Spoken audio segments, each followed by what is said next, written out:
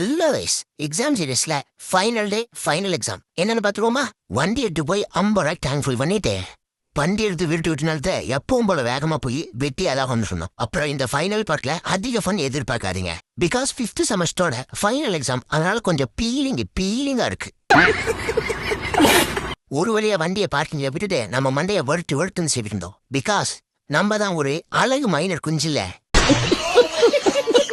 காலங்காத்தால ஒரு சம்சா வாங்கி கொடுப்பானு போனா பேனா வாங்கினு பேனா வாங்கிட்டு அந்த பேமா அடிப்பேன். சரியும் சம்சா வாங்கி தர மாட்டான் அப்படின்னு நடைய கேட்டா எப்பவும் போல நம்ம பிள்ளைக்கு நம்மளை பார்த்து பயப்பட ரெஸ்ட்ரூம் போனா நம்ம ஆனரங்க வேற. அப்படியே ஹாலுக்கு நடைய கட்டி நம்ம ஒரு ரிவிஷனை போட நம்ம கேங் எல்லாம் சேர்ந்து உருப்படிப்பு போட்டோம்.